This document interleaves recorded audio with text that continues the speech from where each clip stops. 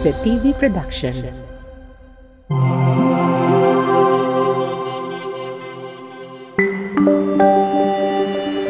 Your only island TV channel.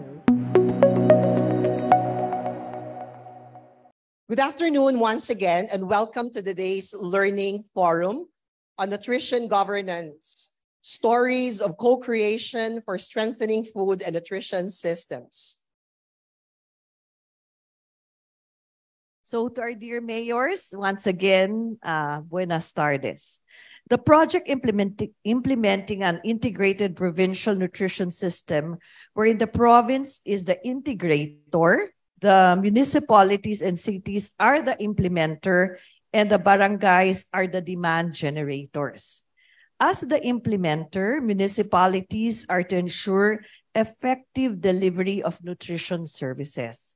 So we will start with my sister city. Mayor Dada to Rabin Hataman, City Jalia Hataman. I'd like to ask our sisters from Isabela to please stand up and give our mayor some cheers.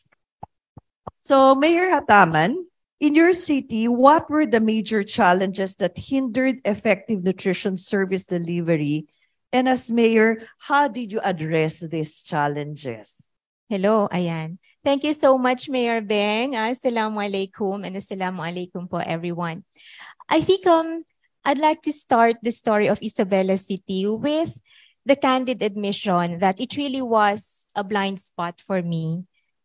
When I assumed the only directive that I gave our city nutrition officer was not to conduct one-day feeding activities, but instead, if we are to make supplemental feeding programs, it should be at least 90 to 120 days. And that was it. I thought, okay na yon. I thought we were already on the right track. And then, I would always share this, no, na medyo mayabang kami sa Isabela City because we thought that we were doing good in all other governance aspects. So, I think for every LGU or every city or municipality, one of the biggest challenges would be if it is not the priority of the local chief executive, if it's not in the radar, if it's not, it is not brought to our attention. Kasi ako po talaga, I never realized na ganun katindi ang problema. I thought if we are doing well with our health system, pasok na siya. We started in 2020. Our stunting was at 18.12%. And then our coverage ng ating Operation Timbang was at 47.1%. Ni hindi ho nangalahati. But because of the program, when we were engaged na sa ZFF program, and I realized everything pala talaga starts with the mayor, with the local chief executive. Once you realize na there is a gap and you are able to fill that gap and respond to that gap, everything else can follow. So we started investing. We started hiring people. We hired for the first time a registered R&D. And then we also hired po kahit JO man lang mga NDs namin. So we currently have 7 staff po for our city nutrition office. So thank you, Mayor Hataman. And I think you can also invite them in your cooking program. Yeah. Thank you. And we will really have to learn about cooking nutritious food that's really from Mindanao. And we'd like to invite Swellig Family Foundation to try the nutritious food. Shukran. Thank you very much. You highlighted the importance of investing in the heart of public health and nutrition, which is human resource, as they are crucial resources for the main provider of services. And it's really true. It all begins with the local chief executive. And may your tribe increase, Mayor Jalia. What nutrition intervention says most funding or priority, and which intervention has least funding? Pero para sa forum natin ngayon, may request si Mayor Dada na lang ang sasagot on behalf of the mayors. But it is a very important question that we would really want you to ferret out the priorities that you have. Mayor Hataman, there is a question on the funding priority that is most and least in terms of nutrition. Thank you, Mayor Beng. Pero before that, thank you talaga sa sharings. Grabe, ang dami kong natutunan. Doon ho I'd like to share din lang no, na kami ho sa Region 9 ang recognized na highest budget for nutrition, no, nutrition-specific and nutrition-sensitive programs. For 2022. For 2023 to 2025, nasa ayon ho sa plano natin, magbabudget ho tayo ng 30 million. No? So, yun. Ang pinakamataas po na funding natin, budget allocation natin, ay dun mismo sa programs ng ating supplemental feedings for 0 to 59 months and for our nutritionally at-risk mothers. And nagigilty ho ako kasi ang pinakamababa ay sa BNS. Kasi for a long time, ang iniisip ko, kung tataasan ko yung BNS, dapat taasan ko yung BHW, yung Barangay Child Development Workers, yung ganyan-ganyan. Pero na-realize ko tama si Mayor Tessa, no? Kasi mag-isa lang ang BNS sa bawat barangay. We have one BNS for every barangay. So we have 45 barangays. So yun ang pinakamababa, Mayor Beng. Pero gusto ko rin hong i-share yung experience namin sa pagpondo sa mga programa namin. Kasi ang unang ko dito na experience ko yun sa ating nutritionally at-risk mothers sa island barangays natin. We started with 90 pregnant mothers, no, mostly Bajau. So 5 days a week sila, 1 meal per day. We started with 90. Kalagitnaan ho ng programa, mga 40 na lang, 30 na lang. Diba? So parang as a mayor, I was thinking, anong problema? All they have to do is go there and eat. Diba? So apparently maraming mga, siguro nagsasawa na sila sa kinakain or maraming excuses, hindi comfortable. So ginawa ho namin, ayaw ho tawagin ng friend kong taga ZFF na Suhol. Sabi niya, positive, intervention. So ginawa namin, nag-announce kami, lahat ng graduate at makakatapos ng programang to, may pabigas, may pag-groceries. So nagsibalikan. So we graduated again with 90.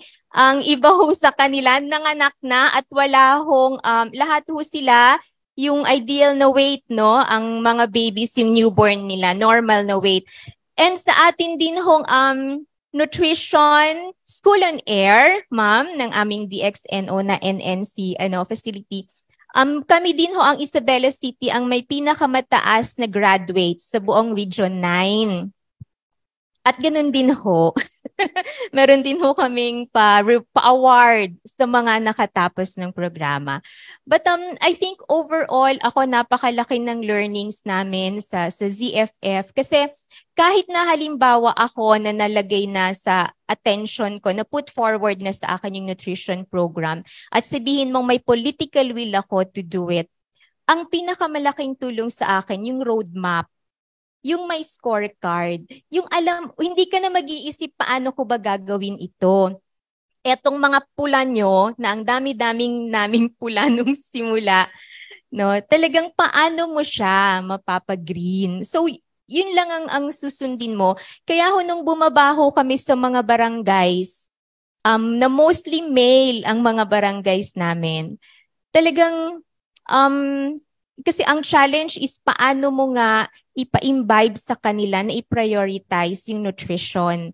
So, ang isang parang naging example ko sa kanila, sa Tausug po kasi, Mayor Beng, no, fellow mayors, yung sa Islam, may concept po ng nafaka. It's a responsibility to provide for your family, for your children. And ang pinakamatinding measure ng nafaka, kung naipakain mo sila ng maayos, kung na-provide mo sila ng tamang nutrition. So, nakita ko talaga yung glow up. yung nakita ko yung mukha nila na, I think it was only when I mentioned that sa kanila, dahil majority sa kanila at that time ay mga Muslim na male barangay captains, yung challenge that, malaking kahihiyan po for a family, especially a father, if you are not able to provide nafaka for your children. And since then, medyo naging maayos naman po ang kanilang programa na at cooperation sa ating nutrition program. So yun po. And before I end, Mayor Beng, gusto ko rin lang i-acknowledge yung partnership namin with the Basilan State College, yung kanilang BSND na mga students po na talagang tumulong sa city, no, lalong-lalo na sa pagkuha ng data. At syempre, i-share ko rin lang yung mga indicators din po ng Isabela City. Sa atin hong na-mention ko kanina, yung operation timbang natin was only 47.1% in 2020. Umabot na ho tayo sa 89.8% for 2023. For stunting naman po, for 2020, 18.12. 2023 po, nasa 4.13 kami. So wasting po, 2020 we were at 12. Ngayon po, 2023, we are at 1.53. So, pero sa lahat po ng narinig ko sa mga mayors ngayon, parang marami pa pala akong pwedeng gawin. So, thank you. So, my dear mayors, continue to inspire. So, let's give them all a warm applause. And mabuhay po lahat ng ating mga local government units. Professor Haj, please take it away. Mayor Furigay of Lamitan. As mayor, what were your personal responses to improve service delivery for Lamitan? Buenas tardes, Buenas kanatutod. tardes. As a returning mayor, honestly, hindi po talaga itong nutrition na to, hindi itong priority ko. As an engineer also by profession, nandiyan ako sa infra development, no? And of course, social basic services natin, nandiyan din. So, I was thinking na ito lahat ay nasa in place, no? The budget is in place. So one time, this Swellig Family Foundation pumunta sa amin. And sabi sa akin, Mayor, why don't you try yung deep dive? So, sabi ko, anong gagawin ko doon? You have to disguise, gano'n. I said, okay, I'll try. So, when I tried, there I realized, yung palang slogan namin na Abante Lamitan, Abante pa more Lamitan, parang I was shocked and I realized, my realization sink in. Sabi ko, paano kami Abante pa more? Ang dami pala naming malnourished dito. So I instructed my CHO, gawa kayo ng paraan. Nakakahiya sa atin ito. I don't want to be Abante pa more, tapos maraming naiiwanan. So lo and behold, fast forward, sabi ko anong kailangan dyan. And they gave me some suggestions and allow me to read it. Ito po yung mga suggestions nila. So we first refer to our baseline data, yung mga data na ano. Our record shows that we only reach 72% coverage of Operation Timbang in 2022 with stunting rate of 21.2% or 1,870 children. So that's why I said the city government pooled all resources and took every possible intervention. We revitalized our city nutrition committee, hired one registered nutritionist dietitian, 2 nurses job order, reactivate barangay nutrition committee. Today, we have 41 barangay nutrition scholars who have received monthly allowances from the city starting next year. This helps send message to communities and on the importance of nutrition to human development and well-being. We intensify our OPT and focus nutrition intervention to target population. At present, we achieve 93% OPT coverage. And our stunting prevalence rate from 21.2% last year dropped to 9% this year. So this breakthrough is a very short time and was made possible through the collaborative efforts of the City Health Office. Palakpakan po natin sila nila. The barangay officials and other stakeholders. So the city increased the nutrition budget as reflected in our annual investment plan from 900,000 in 2022 to 3 million in up to 2025.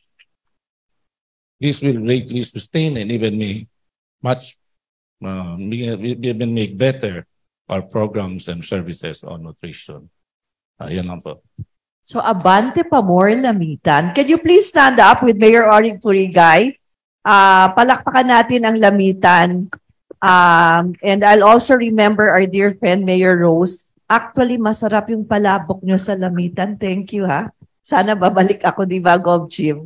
Thank you. So now we go to Mayor Yap of Glan. Mayor Yap, Mayor Arcam is the rule of tipo-tipo. Mayor, what's the context of BARM that is affecting the proper targeting of nutrition, and how were you able to generate data of your vulnerable population, and how did you utilize this data? Thank you, Mayor Beng.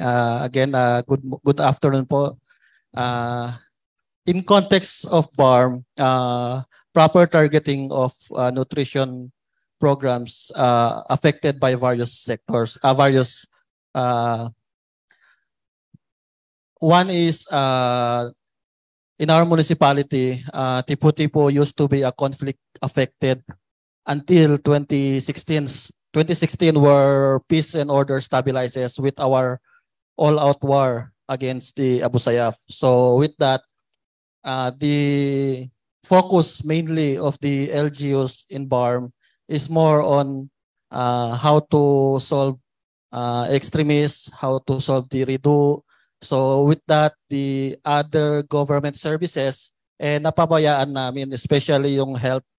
So narinig din po natin kanina na sa ibang mga mayors, yun nga, yung health and nutrition, talagang napabayaan, binigay na lang sa RHU yung problema. So with this MNGP, nakita namin na kailangan pala si Mayor talaga yung uupo at gagalaw to solve malnutrition in our municipality.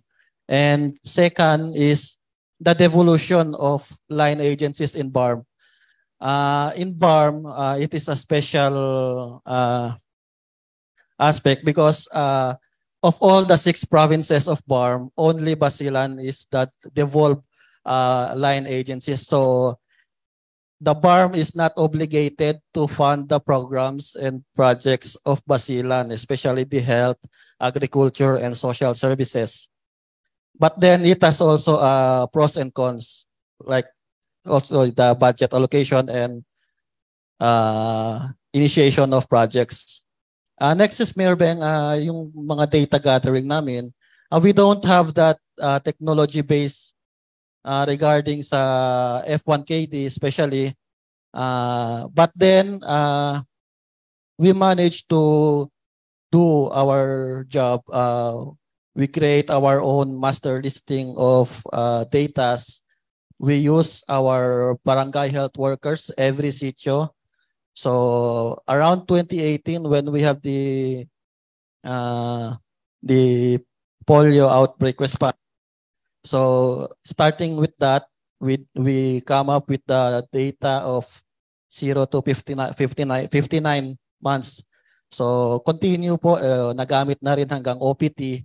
yung data na yon. So kasi may discrepancy po kasi yung data na galing sa PSA, yung projected, and sa yung actual. So nahihirapan kaming habulin yung data na required ng national agencies. So we have the actual data and the projected. So medyo mahirap yung yung habulin. So yun na lang po, pag nagpre-present kami, pinapakita namin yung actual na population talaga versus the projected population of the PSA. So with using the data, we come up with programs like the Sahaya Day and also with the Adapasam. The Sahaya Day, it was specially targeted yung Badjao communities because nakita namin na yung mga Badjao natin ayaw makihalubilo with other tribes in terms of kung may mga social gatherings,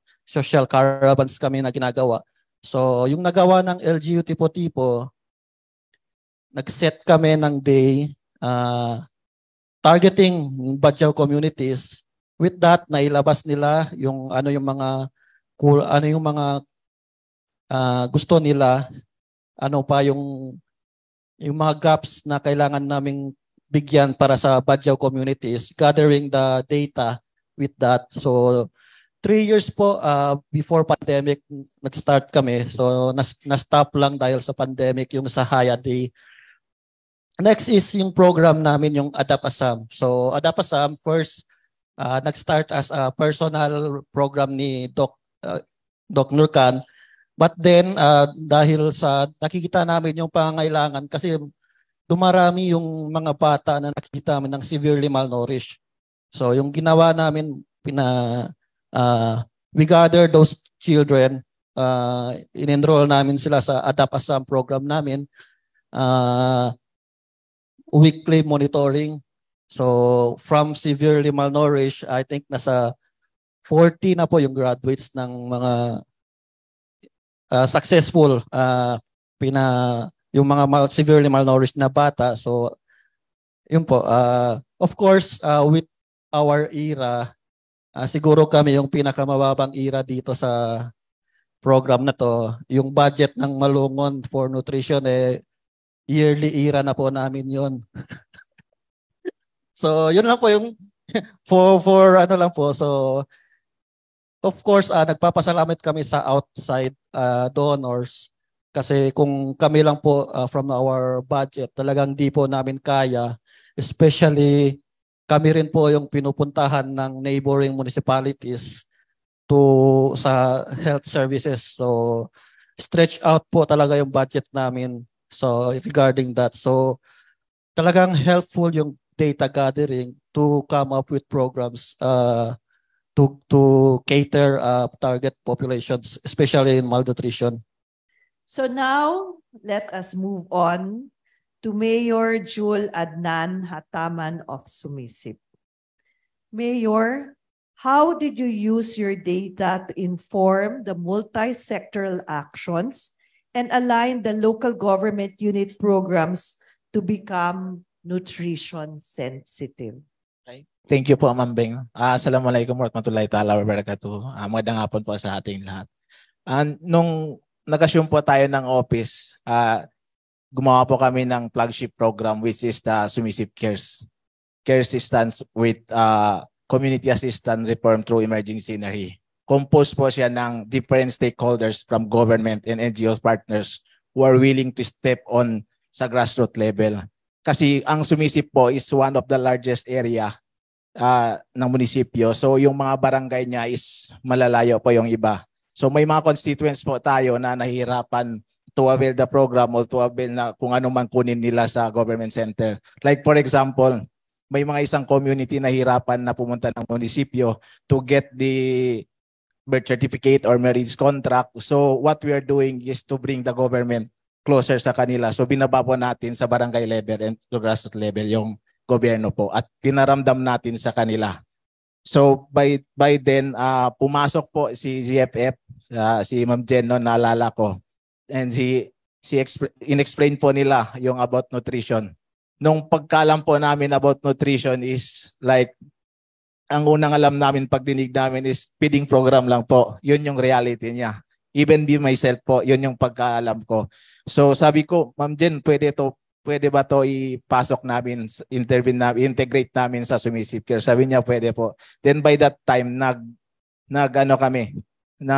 deep dive po kami. So doon sa deep dive na yon, doon ko nakita kung ano yung kalagahan ng proper understanding sa nutrition and education, and more importance po is yung family planning. And sa date and wait lang. Yeah, go ahead, Mayor, kasi maganda yung program mo that really Submissive Cares. Ma'am Jen, palakpakan natin ang CFF. Pina-deep dive nyo talaga. And even we are not able to meet the 85% OPT po coverage in 2023, it increased from 45% in 2022 to 56.75% in 2023. We were able to decrease our stunting prevalence from 36.54% in 2022 to 30.78% this first quarter of 2023. And we were able to identify more malnourished children who were given assistance and intervention from. By the MNGP po, they gave us opportunity to understand the malnutrition in our locality. Next, we have Mayor Hani Bud of Maluso. Mayor, can you share with us your experience in tracking and providing interventions for the first 1,000 days population, pregnant mothers, and 0 to 2 years old children? Yes, Ma'am Beng. But at the onset, I'd like to extend our thanks and gratitude to everyone, most especially to ZFF for including our municipality to be part of this MNGP. Actually, the inclusion of Maluso to this program is very timely, Ma'am Beng, kasi it was actually the time also when Maluso was, besetted by malnutrition problem as well as high prevalence of stunting and wasting. In 2020, you cannot believe, for example, sa coverage pa lang ng OPT, roughly half of the national target lang po ang coverage ng Maluso. Ang national target natin is 90%. Ng Maluso is barely on 48% sa coverage ng OPT. Sa stunting and wasting, in 2020, beginning of the pandemic, nasa 23 point something po ang prevalence ng stunting at saka wasting. And it actually tremendously increased in 2022 to roughly 34 point something percent. And it was actually associated barely with, of course, yung lack of skills of our health attendants, as well as, of course, yung equipment natin. Like what Mayor Arcam had said earlier, undeniably we lack the technology-based information system to monitor the various components of the first 100 days of our child or children, no? So basically, yung coverage din ng ating mga pregnant women masyadong mababa po. But with the Zwillig Family Foundation na intervention and with our enrollment to our program, at the end of this quarter, no, at the end of this assessment, pumapalo po kami sa 90% coverage ng ating pregnant women at saka children. So basically, all those predicament besetting our municipality, it all contributed, and it was actually exacerbated by numerous factors. One of those is I have identified earlier yung lack of skills ng ating mga health practitioners at saka yung ating mga BNS, and of course yung lack of equipment, and not to mention the yung misreporting natin sa data natin, hindi siya kumbaga reliable. But with the intervention and with our enrollment sa MNGP, we tried to correct all this data. And fortunately, this assessment from 34-point-something% sa prevalence ng stunting at saka wasting, bumaba po siya, you cannot believe, sa 7-point-something% from 34-point-something%. So that is actually it's actually a breakthrough, no, on our intervention. And as well, from about 50% for OPT, it actually increased to about 83% this time. So it's basically a successful narrative, no, on our part because of the intervention and mainly because of the political will of our stakeholders, as well as yours truly as the main driver of our municipality. At this point, let us also hear a word of response to the panel discussion specifically to the mayors of Basilan from no less than the Governor of Basilan, Honorable Jim Hataman Saliman.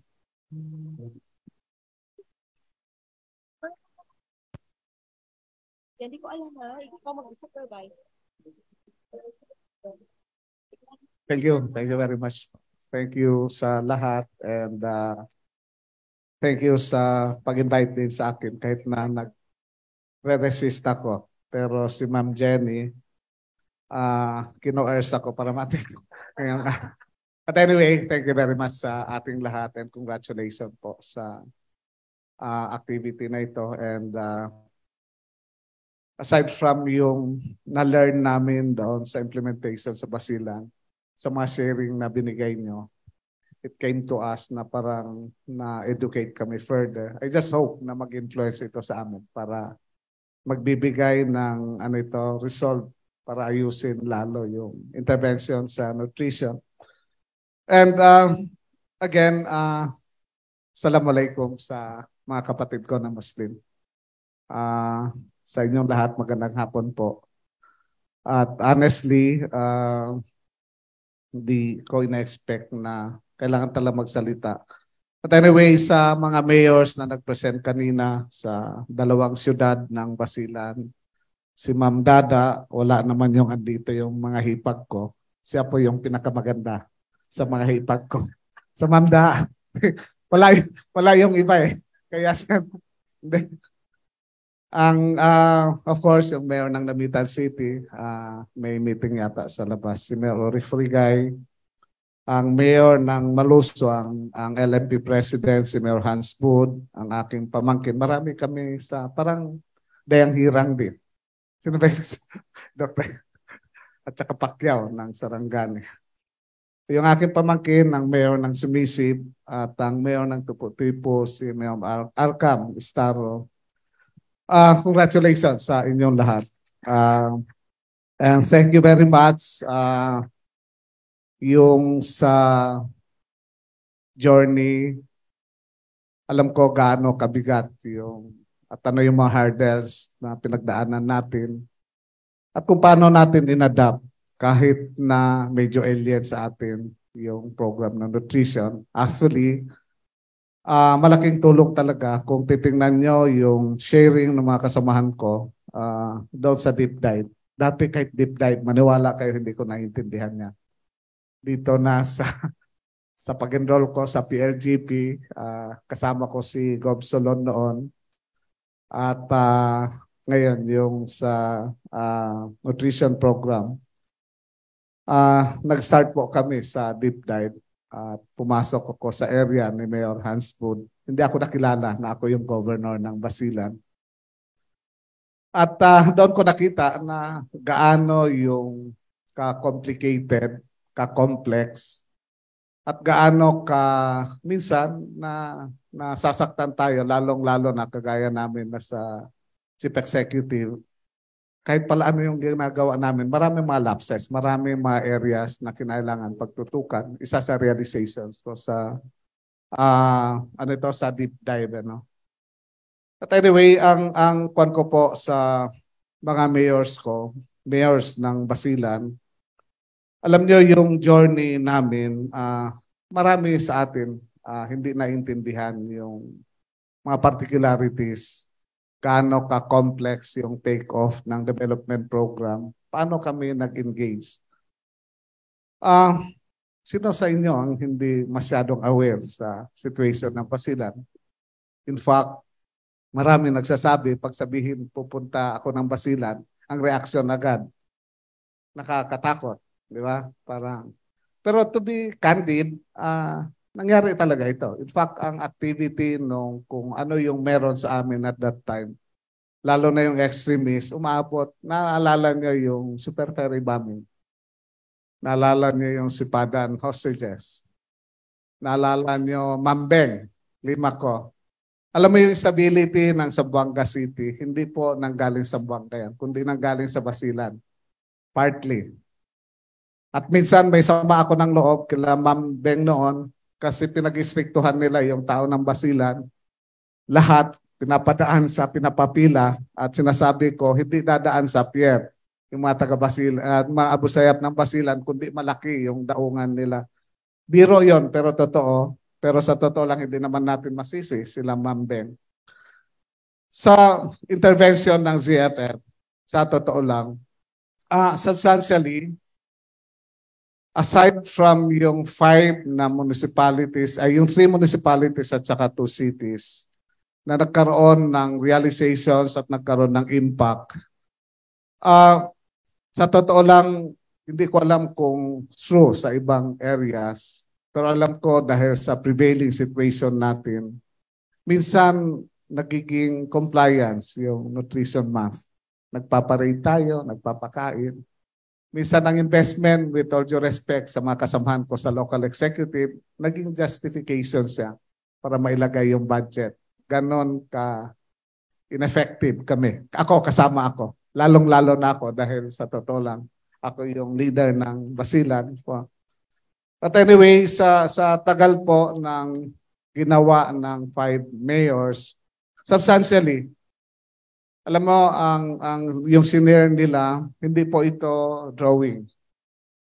Pero maniwala kayo, nag-take off yung governance ng Basilan, nagdaan kami sa gulo. Paano namin inayos yung security? With all due respect sa mga sinasabi niyo yung security problem ng ibang areas, mahirap i-quantify at mahirap i-qualify yung pinagdaanan namin. Yan po yung take off ng mga 5 mayors kung paano nila inayos yung nutrition program. Alam niyo bakit?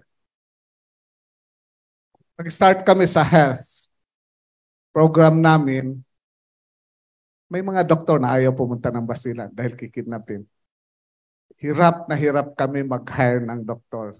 Ganyan kabigat yung development program. Ganyan kabigat yung services na pinagdaanan namin. Nag-start ako sa yung Lamitan District Hospital. 2 doktor lang.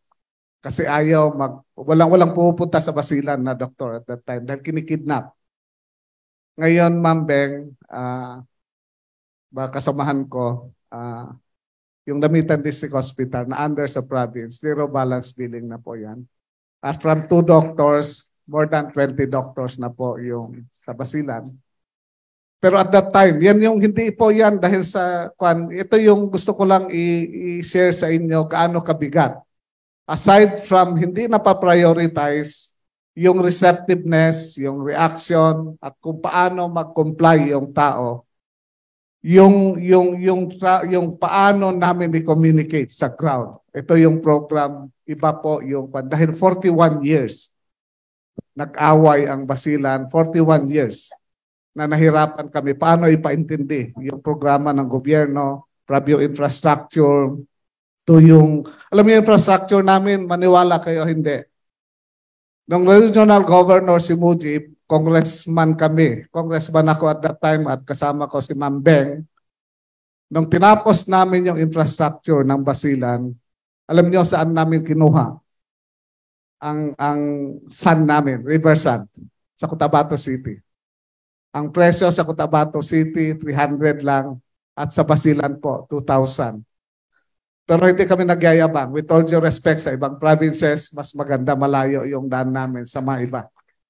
Gusto ko lang i-ikwan sa inyo gaano kabigat yung development sa mga areas namin at kung paano ginulgol, gaano sila ka-persistent, gaano sila yung perseverance nila, gaano yung result nila. Napaka-particular, napaka-unpopular na issue yung nutrition yet na ayos ng mga 5 mayors. At yung mga ibang mayors na kung saan governor na, yung provincial government na yung nag-ayos. Alam niyo, nag-start kami ang stunting namin. Di ba, Jenny, 22%? Tapos ngayon yata, parang 14% na lang. At nag-start kami sa wasting namin. Tapos bumaba more than half yung nangyari sa amin sa Basilan. And yet, alam ko, ang problema namin sa governance, lalong-lalo na kami executive kasama yung mga mayors, takot kami matalo. Takot kami na ang initiative namin na hindi kagat, hindi in. Lalong-lalo na hindi sikat sa social media. Isa yan sa mga dilema ng mga local executives kung paano po namin ayusin at kung paano kami mag-engage sa mga programs na madali, hypothetically, at madali, theoretically. Sabihin, ito yung magandang program. Madali po i-discuss, sabihin yung design ng quad. Pero pagdating ng iba na po yung itsura sa ground. Yung food security namin, nag-start po kami, Ma'am Beng, halos lahat. Binili namin sa Buanga yung pagkain ng Basilan. Dahil sa amin po, rubber at saka coconut. Ngayon po, alhamdulillah, kokonti na lang yung binibili namin sa Zamboanga. At ngayon, pinag-aralan na po namin kung paano yung food security kagaya ng sinabi ng COL na may component at may insurance na nutrition related yung food security namin at makasama ito doon sa investment ng local executive. At alam nyo, kahit taga-Jensan, sino yung taga-Jensan dito? Partly, pumapasok ang taga-Jensan para kunin yung tuna namin. Huwag kayo magalit. Ang taga-Zamboanga, ma'am, huwag din kayo magalit. Ang mga sardines making na kinakain natin lahat, kinukuha po sa Basilan yung iba. Pero ngayon, pinagbabawal ko na dahil yung municipal water for so long. Huwag kayong magalit, Ma'am Beng. Sa inyo yung workers, sa inyo yung taxes, wala pong binibigay sa amin. Nada na pwedeng iba. So ngayon, ang nakikinabang po, part ng food security namin ay yung taga-Basilan na at sinasabi ko sa mga big companies ng Zamboanga, bumili kayo sa amin ng raw. Pag hindi ka bibili ng raw, kami na yung mag-iisip kung paano namin i-value added at nutritious related na yung value adding program yung gagawin namin sa mga raw materials namin. Ito po yung narrative ng Basilan at i-ensure ko aside from yung intervention nung last na nag-usap kami ni Mr. Daniel Swelly, pinakiusapan ko kung pwede sana dagdagan pa at patuloy yung intervention. Hindi po ito, with all due respect sa Swelling Family Foundation, yung program per se, kundi yung influence at saka yung blueprint kung paano kami in-influence at saka paano namin i-replicate yung ginawa nyo.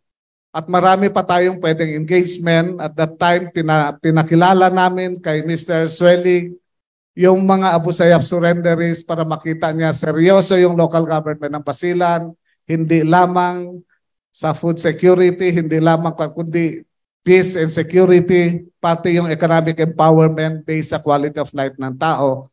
And with that, ang provincial government po, gusto kong ipaabot dahil bihira yung opportunity, bihira kami nakikita ng mga mayors na ito, kahit sister-in-law ko, kahit na mapamangkin ko, dahil busy sila sa kanilang trabaho. Rest be assured, yung BSW, dahil 256, sinusustain po yan ng local government, dinadagdagan namin yung orientation, at narinig ko, medyo nakakahiya nga, mababa masyado yung binibigay namin sa mga BSW at saka yung BNS. Pero pipilitin po namin na kung hindi man namin magaya, pipilitin namin at least madagdagan ng konti para at least may substantial impact yung gagawin natin. And second, yung ginawa nyo, yung success na binigay nyo, sa totoo lang, gusto ko itong yung ginawa nyo, yung success story na ginawa nyo sa area nyo. Sinabi ko kay Jenny, maganda ito i-replicate sa mga ibang municipalities na provincial government na po ang bahala kung paano bigyan ng substantial impact at program yung other municipalities. And second, rest be assured, ang isa sa kinakailangan natin, yung preventive, paano natin i-advocate. Dahil ang lahat sa mga experiences po namin, pinakamabigat na kung noon namin inayos yung Abu Sayyaf, yung kidnapping, yung bombing, nakipag-away po kami. Pero ano yung key? I-known namin yung problema. Second is yung capability based sa good governance po. Yan po yung key based sa experience namin. At ito po yung gagawin namin sa nutrition. At maraming salamat sa Swelling Family Foundation. Maraming salamat po sa Sarangani. Marami kaming natutunan kahit na kunyari nakatalikod ako pero nakikinig ako. Nahihiya lang ako minsan dahil doon sa binigay niyong intervention. Pero hindi ko po gina-justify. Mas malaki po yung problema na kinakaharap namin ngayon pero malayo na po ang Basilan. In fact, itong ganda nila Dada, yung gwapo na mga mayors ko, dati hindi. Parang gutay-gutay yan. Dahil pero ngayon, tingnan niyo po yung ganda nila, yung kagwapuhan nila. Dahil po sa level at yung quality ng governance at kung paano po nag-evolve ang Basilan. Alam ni Ma'am Beng. Maraming salamat. Assalamualaikum warahmatullahi ta'ala wal barakatuh. Thank you. So this certificate of completion is awarded to the individuals who have successfully completed the Nutrition Governance Program held from January 2022 to June 2023. The modules consisted of sessions that includes introduction to MNGP, causes and consequences of malnutrition, BL for nutrition systems, authentic leadership, applying BL, and to strengthen citizen engagement and community participation. The participants who will be awarded today also completed the practicum, of which they were able to demonstrate their bridging leadership competencies.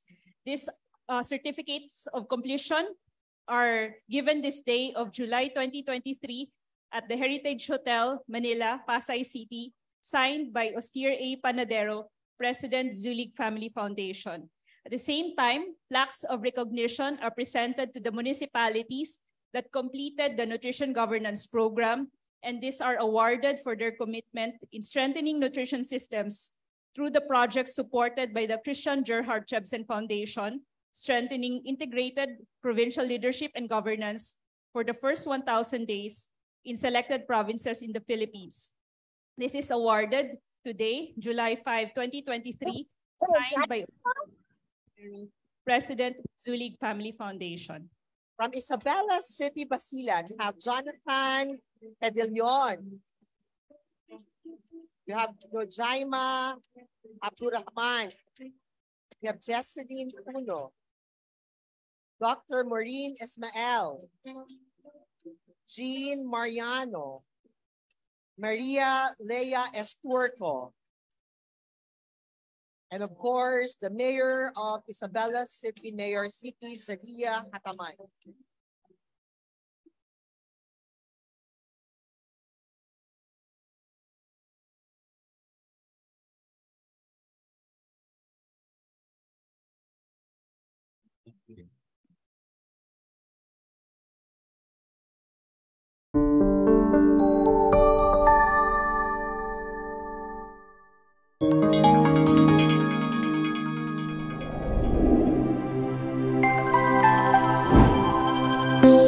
Isa TV Production.